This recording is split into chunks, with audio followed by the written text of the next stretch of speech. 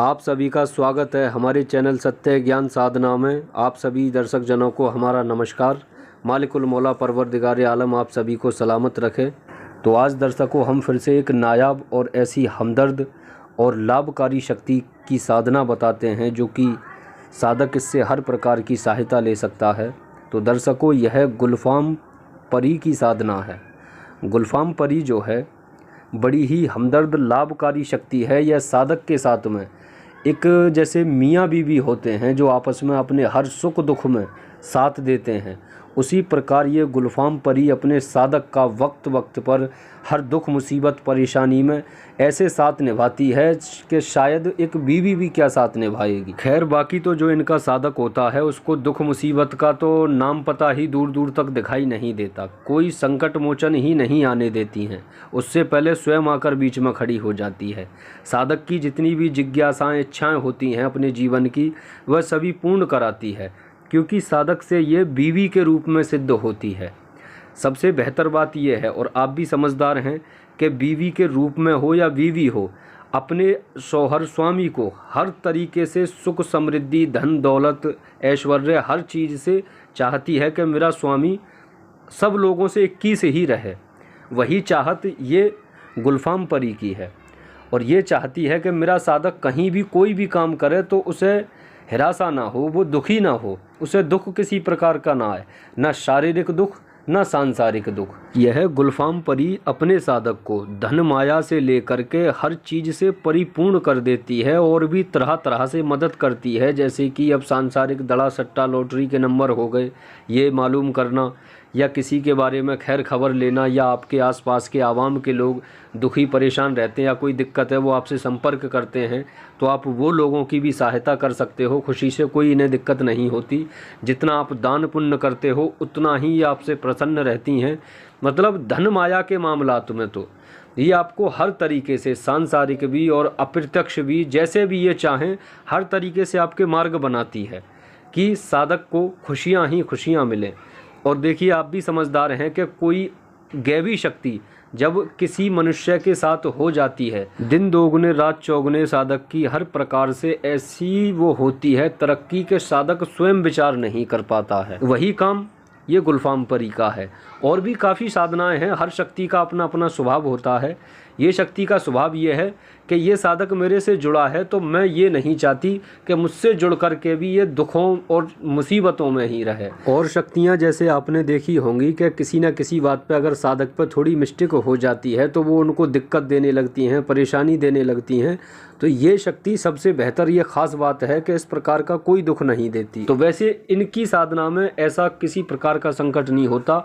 जब ये अगर साधक से रूठ भी जाती हैं, नाराज़ भी हो जाती हैं, तो सिर्फ साधक को छोड़कर चली जाती हैं। सबसे बेहतर बात यह है कि इस साधना को शादीशुदा शख्स भी कर सकता है।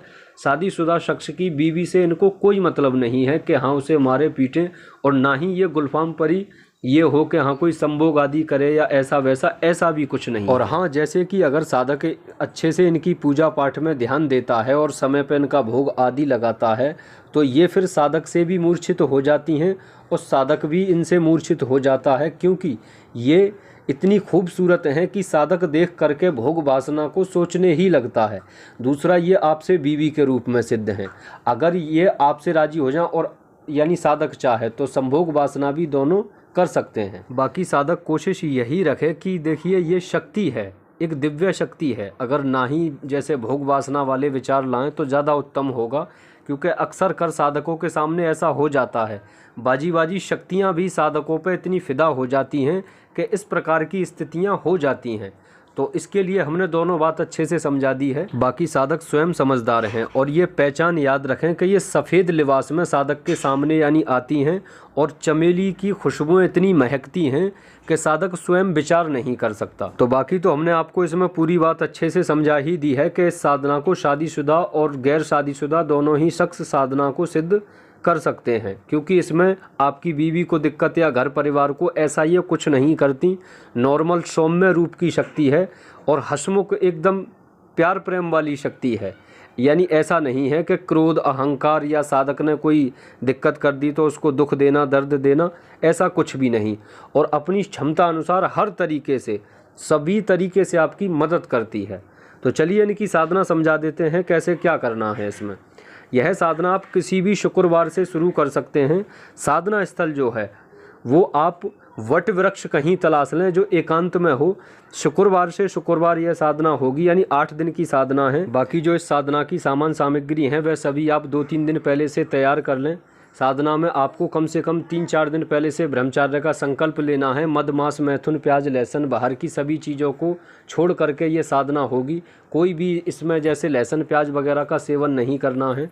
फिर जब आपके इस प्रकार जब आपका साधना का दिन हो जाए तो लगभग आप रात्रि के 9 बजे से साधना शुरू कर दें।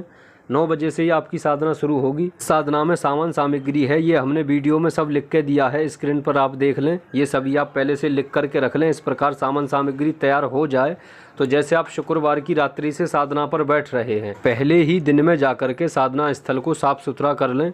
फिर जब रात्रि से आप साधना करेंगे तो एक चौकी पर अपना सारा सामान जैसे जैसे बताया है जो वो सामान रख करके आप उससे पहले यानी संकल्प ले लें कि 786 माला आप 8 दिन में पूर्ण करेंगे। इस तरीके से संकल्प होगा। बाकी हमसे विस्तार से जो इसकी जानकारी है वो हमसे आप संपर्क करके ले लें।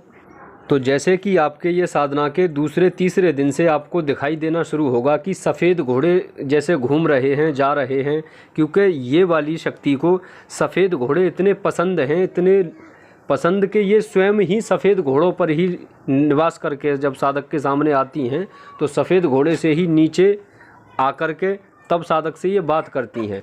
तो सफ़ेद घोड़े दिखाई देना, जानवर दिखाई देना, क्योंकि जानवरों से शक्ति को अत्यंत ज़्यादा लगाव है। तो जो इस शक्ति का साधक हो वो जानवरों को भी कभी ना मारे, ये ध्यान रखें। ठीक है। इस प्रकार जब आपके तीसरे चौथे दिन से आपको दिखाई देना जानवर स्पष्ट दिखाई देंगे, जैसे यानी आपकी तरफ जैसे यानी जा रहे हैं या आपके पीछे से जा रहे हैं, ये तरीके से आपको ख्वाब में भी दिखाई देंगे। वैसे इसमें डरावने भूत वगैरह नहीं इतने दिखते हैं, जानवर के ही ज़्यादा वो होते हैं अनुभव। तो इस प्रकार की स्थिति होते होते जब आपके 8वां दिन आएगा तो ये आपके सामने घोड़े से जब नीचे यानी आ करके आपके चारों तरफ घूमती हैं, पहले घूमती रहें, तो आप इस चीज़ पर ध्यान ना दें, ये पर आपको दिखाई देंगी। आपका जब तक जप पूर्ण ना हो जाए तब तक आप किसी प्रकार की कोई बात ना करें। तो इस तरीके से फिर आपके जो कौलो करार हैं वो शक्ति और साधक के बीच में होते हैं। बाकी रही बची जो जानकारी है आप हमसे संपर्क करके विस्तार पूर्वक जानकारी ले लें, क्योंकि बिना गुरु दीक्षित यह साधना नहीं होगी। तो साधक गुरु दीक्षित होना ज़रूरी है। तो जो साधक इस साधना को सिद्ध करना चाहते हैं या और किसी साधना को सिद्ध करना चाहते हैं वे हमारे यहाँ से गुरु दीक्षा लेकर के जुड़ें, ताकि वह विधान पूर्वक हर तरीके से पूर्ण तरीके से विस्तार से आपको समझाया बताया जाता है कि कैसे क्या करना है। तो फिर आप इस साधना को सिद्ध करें। तो ठीक है दर्शकों, आपसे फिर मिलते हैं दूसरी वीडियो में। नमस्कार।